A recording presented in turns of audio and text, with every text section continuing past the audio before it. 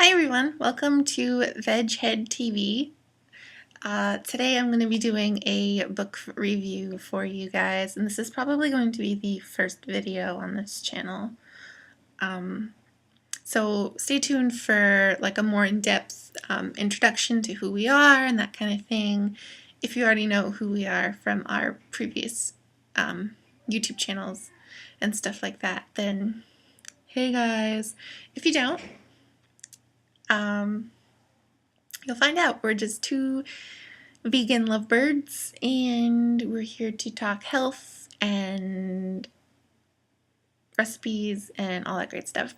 So I'm going to start today with a book review. I have read several books on plant-based diet and going green and why we are the way we are and all that kind of thing, and I've watched lots of documentaries, and I figured that, it'd be nice to talk to you guys about some of those things and see if it interests you guys into reading them or watching them, and if you have, maybe we could talk about them together. So I'm going to start with this book called Gorgeously Green. It's by Sophie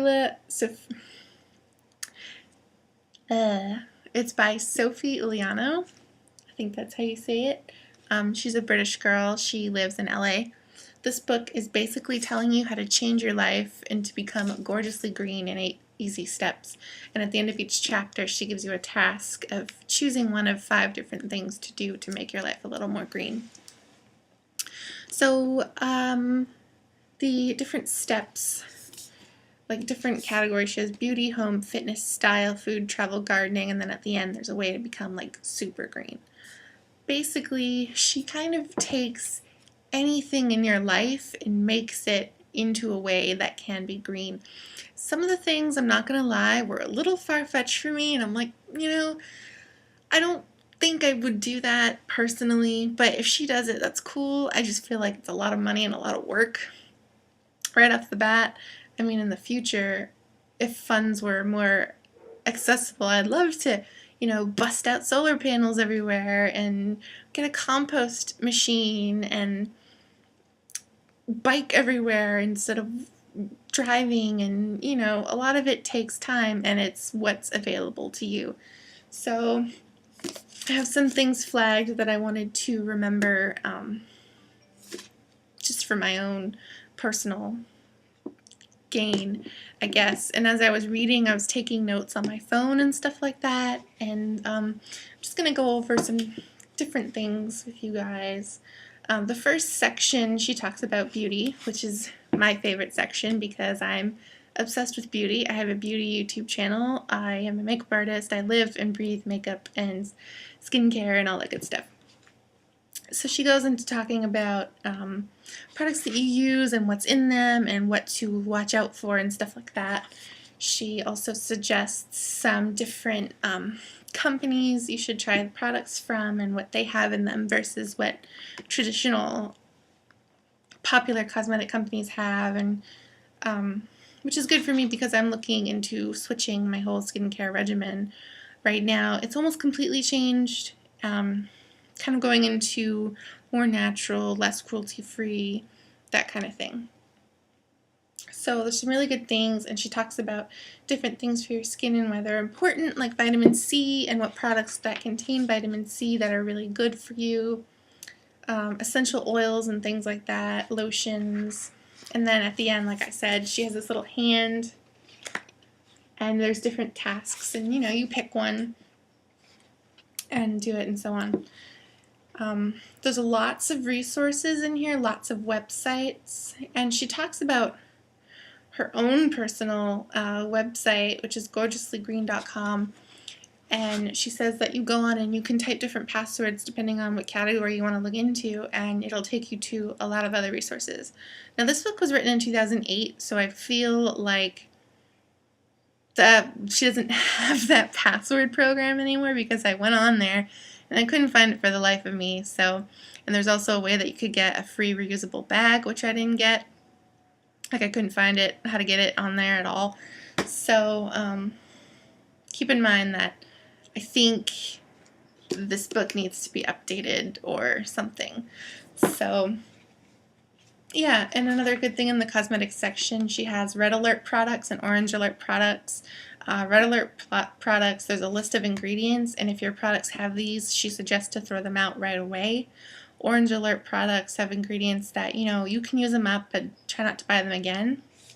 So I haven't really looked at most of my things yet to weed them out according to this guide. Looking at it straight on, I don't see a lot of things that my makeup or my skincare rather would have in it. My makeup probably, but that's going to take a little longer for me.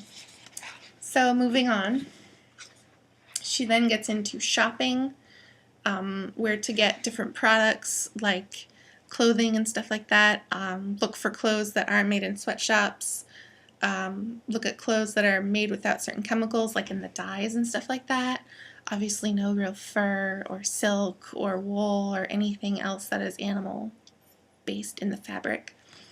I had no idea about the dyes, so that was interesting for me to read that some dyes in your fabric are actually toxic to you. Like, you're wearing them, you're breathing them, they're actually very toxic. And I didn't know that. Like, that's another extreme thing that I don't think I would just, like, throw away all my clothes right now and go to all these websites and throw $20, $30 on each t-shirt right now. But it's good in theory, to completely detoxify your life.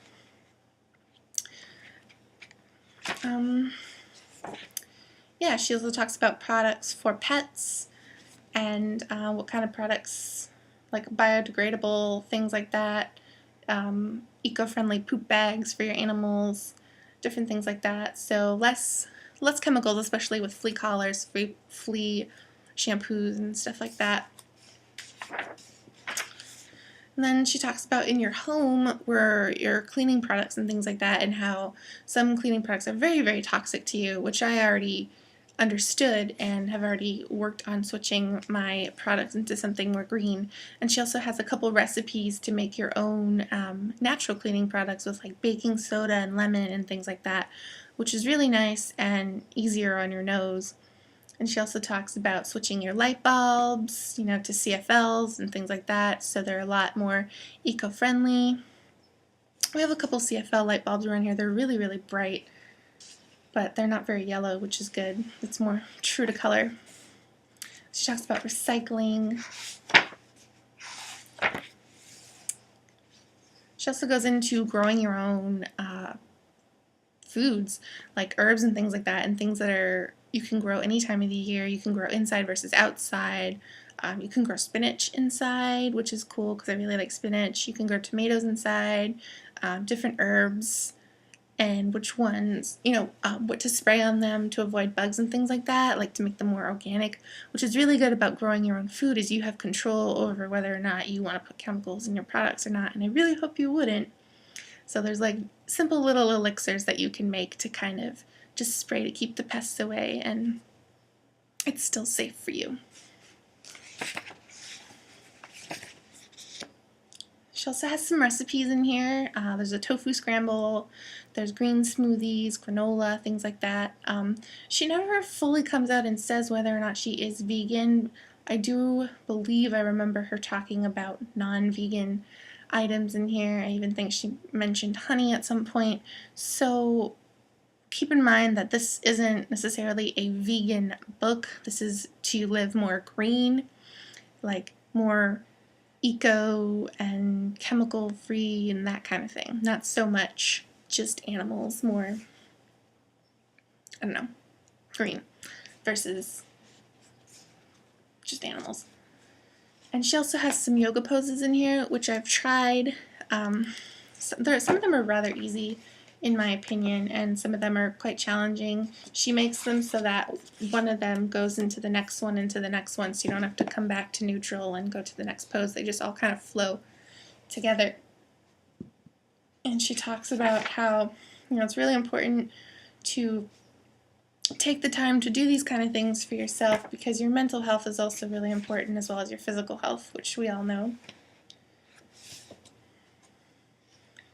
She talks about eating seasonal and local.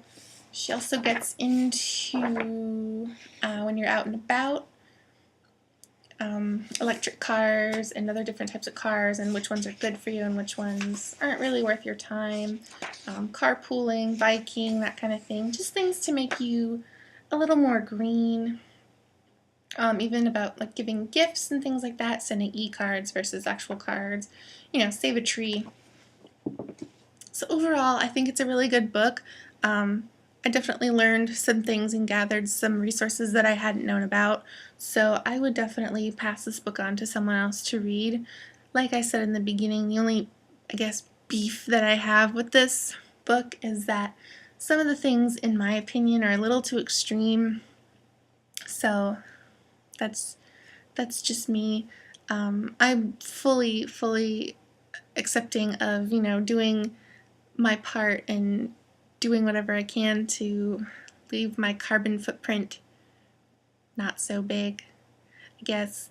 But, you know, for right now, I just live in an apartment, so some of those things are really difficult to do.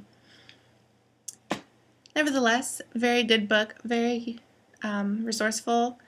You can probably get this on Amazon. I got it from someone else, but it retails for $16.95 American, and then $18.50 Canadian. So definitely check it out, and if you have read it, let me know, and maybe we could discuss some ideas about it. Alright, I'll see you in the next video. Bye!